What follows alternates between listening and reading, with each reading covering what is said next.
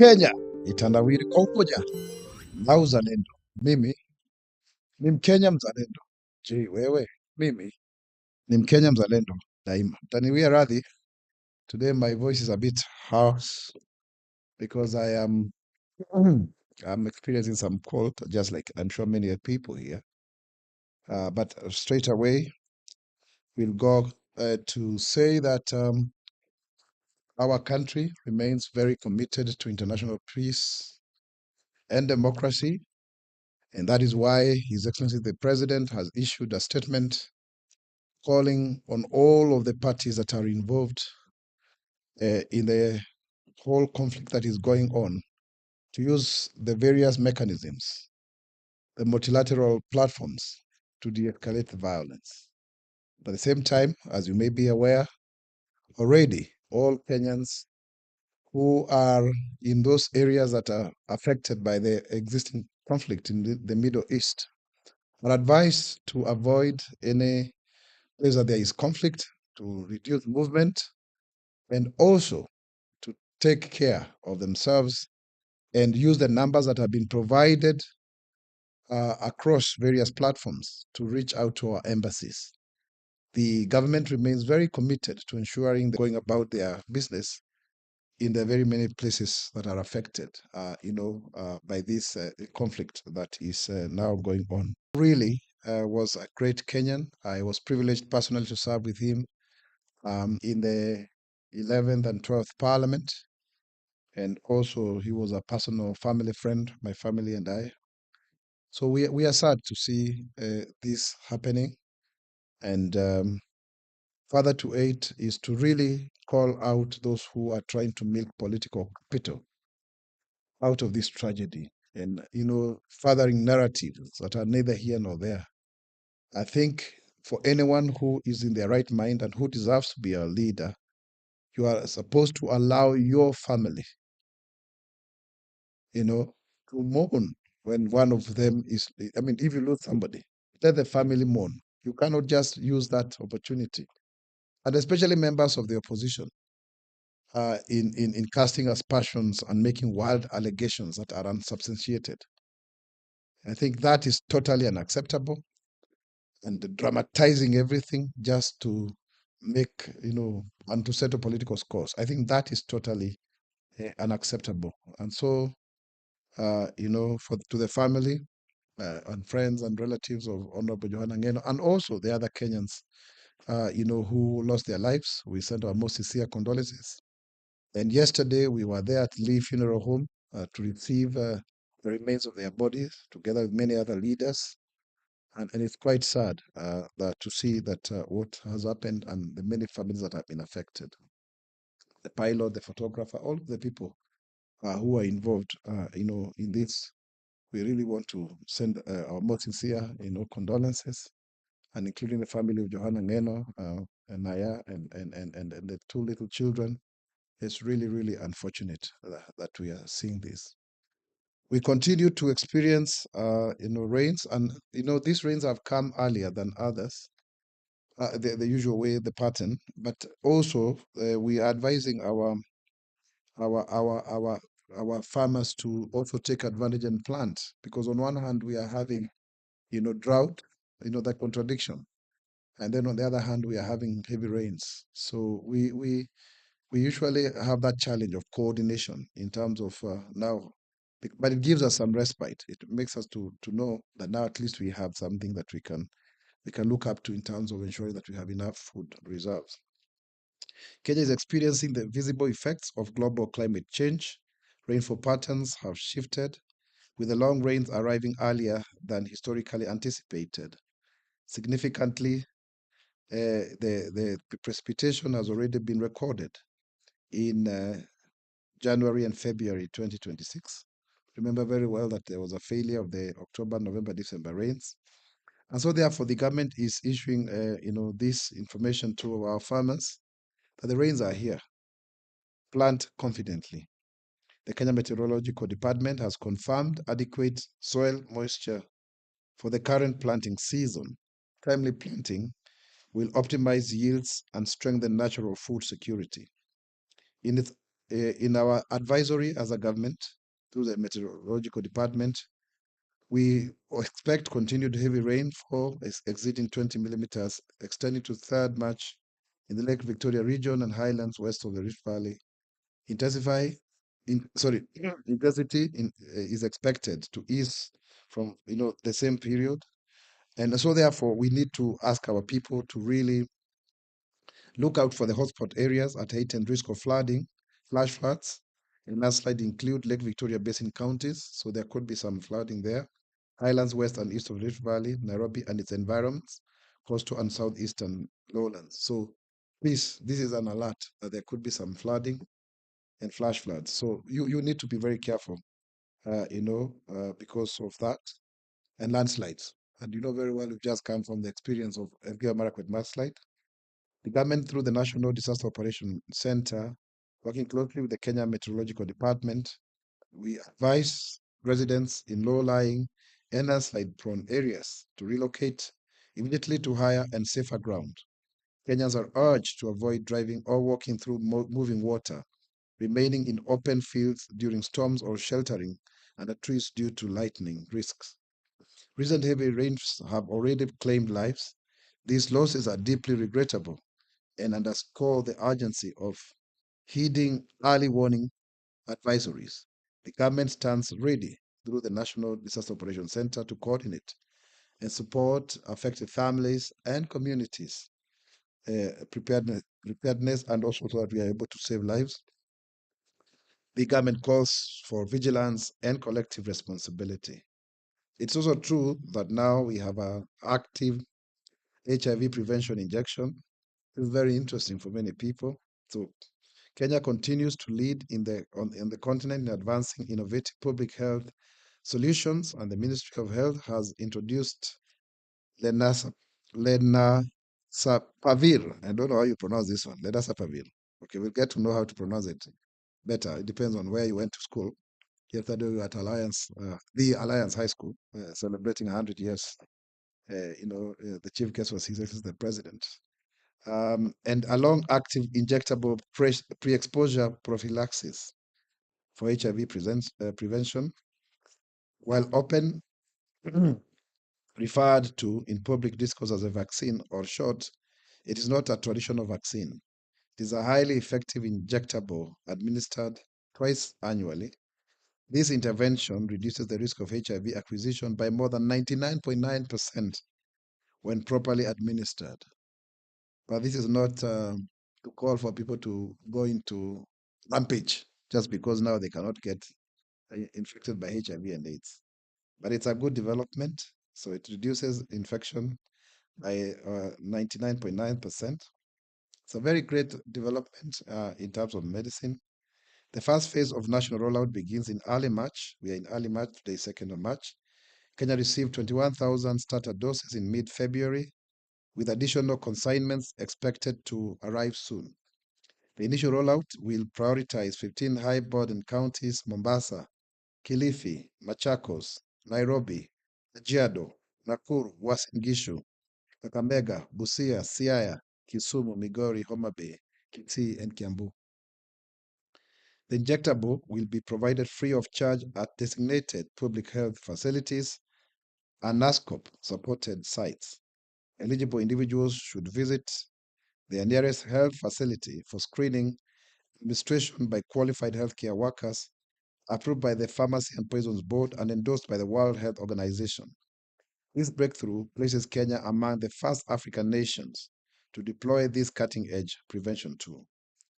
The government encourages all eligible Kenyans, particularly those at substantial risk, to take advantage of the life-saving innovation as we accelerate progress towards ending new HIV infections and achieving universal health coverage. Once again, we are calling upon Kenyans to do so, but not to encourage the recklessness that comes with the fact that people feel that they can be protected from HIV and AIDS. It doesn't mean that you're also immune to other infections, STIs.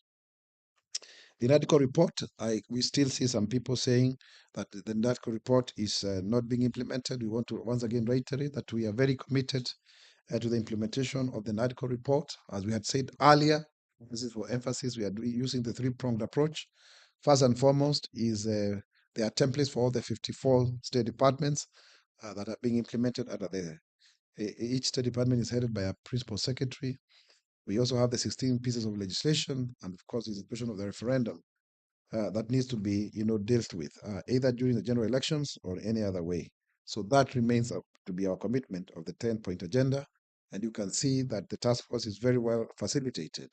The five-man committee is very well facilitated to continue doing, its work. A comprehensive public progress report will be released in due course. The government remains firmly committed to inclusive, transparent, and time-bound implementation through administrative, legislative, and constitutional pathways.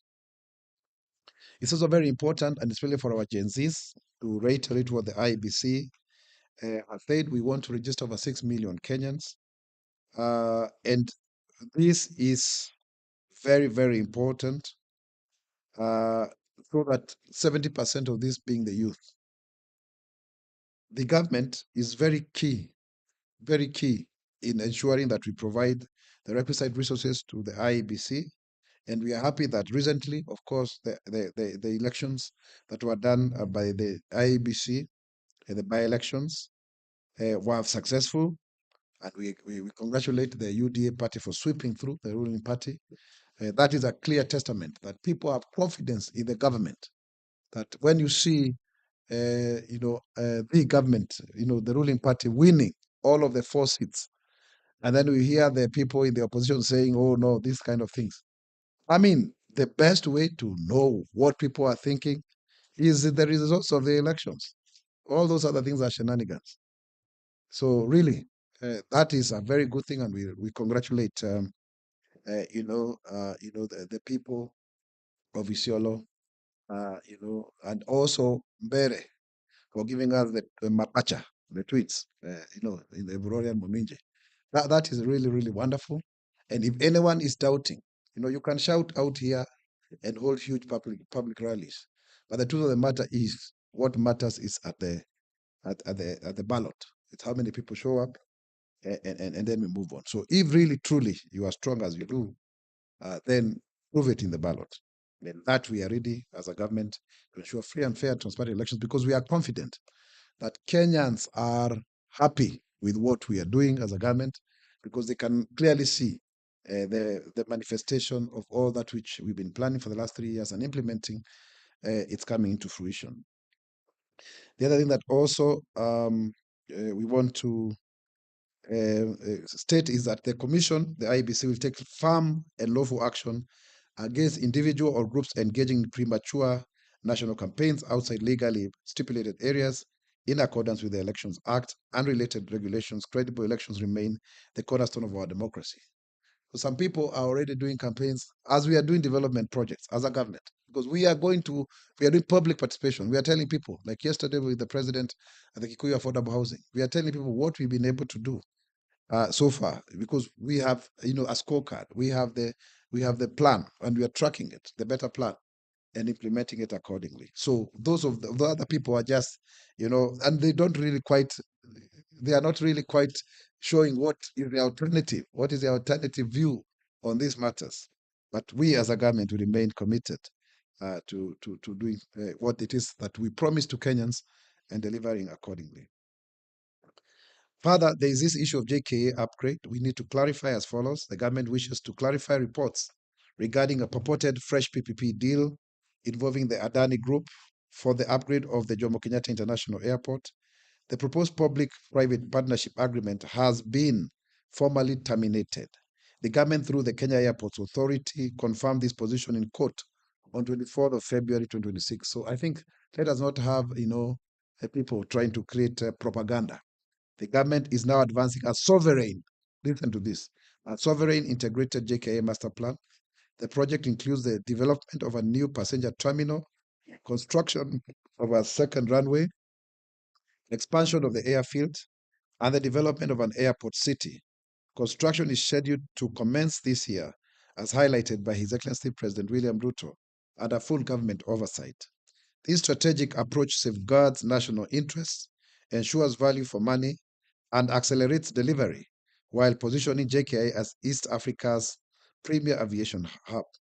Ladies and gentlemen, fellow Kenyans, the government remains focused on delivering tangible outcomes.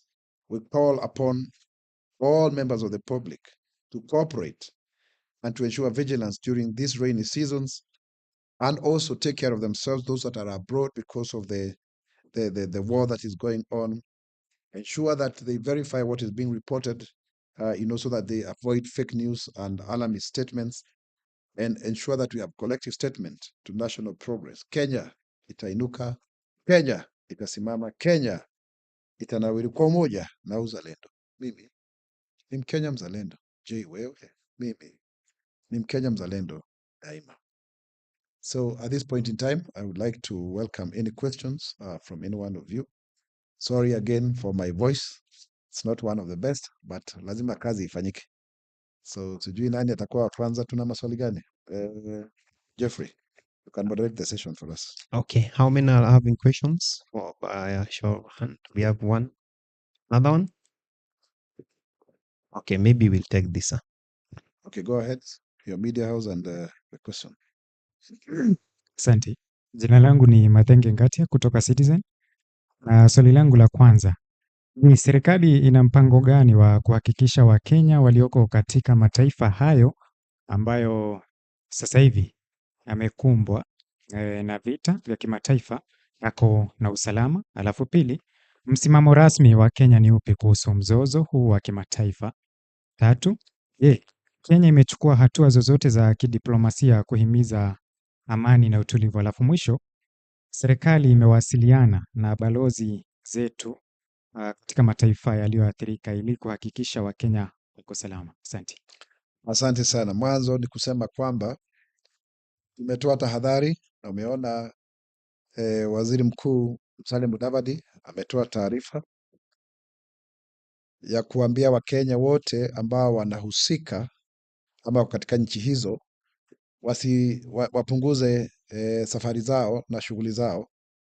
Wakati huu kuna makabiliano makali ambayo tunayaona dhidi ya nchi husika. Jambo la pili ni kwamba waweze kuwa wanajitahadharisha sana kuwa katika maeneo ambayo yana ngome za kijeshi, kwa sababu hapo sana sana ndo utakuta kwamba kuna shida asasi za kijeshi, kwa sababu zipo ambazo zinashambuliwa sana na wale ambao wanahusika na mgogoro huu. Jambo la tatu, kuna nambari ambazo zimeweza kuwekwa katika mtandao wa Kenya, waweze kuangalia kila ubalozi na waweze kujisajili, ndipo tujue wapo wapi na vile ambavyo tunaweza kuwasaidia. Na serikali imekuwa ikifanya hilo kwa muda mrefu. Kwa hivyo hata katika mambo haya, hilo ni jambo ambalo tunakuwa tukilishughulikia zaidi. Jambo lingine, tunahakikisha kwamba kwa mfano kama kuna tahadhari yoyote ambayo inatokea, tutai kujua, tunaweza kuchukua hatua, sio tu kwa sababu tunangojea mambo yatendeke ndipo tuje kusema ilikuwa hili ama lile lingine. Lakini msimamo wa Kenya kutokana na mgogoro huu, dakika chache zilizopita, rais mwenyewe ameweza kulizungumzia swala hilo na amesema kwamba wale ambao ni wahusika kusitisha vita na kujiunga katika taasisi mbalimbali ambazo zinajumuisha mataifa mbalimbali ili kuweza kupata suluhu la kudumu kwa mgogoro huu, kwa sababu unaona kwamba kuna nchi nyingi sana ambazo zimeathirika katika Mashariki ya Kati. Na kwa hiyo sasa hilo ni jambo ambalo linafaa kushughulikiwa kupitia njia mbadala, sio kupitia vita, na hilo jambo ambalo rais mwenyewe ameweza kuzungumzia zaidi, kwa sababu sisi wenyewe kama Wakenya tunapenda amani na kuleta utangamano na umoja. Kwa hiyo huo ndio msimamo ambao rais mwenyewe ametoa kama kiongozi wa nchi hii, na tunausisitizia kwamba kuwe watu waketi kwa pamoja katika meza ili waweze kupata maridhiano. Asante. Na swali lingine lolote? Any other question? Leo naona kwamba Kenya iko salama, Kenya itainuka, Kenya itanawiri, Kenya itasimama kwa umoja na uzalendo. Mimi ni Mkenya mzalendo. Je, wewe? Mimi ni Mkenya mzalendo daima. Asanteni na Mungu awabariki.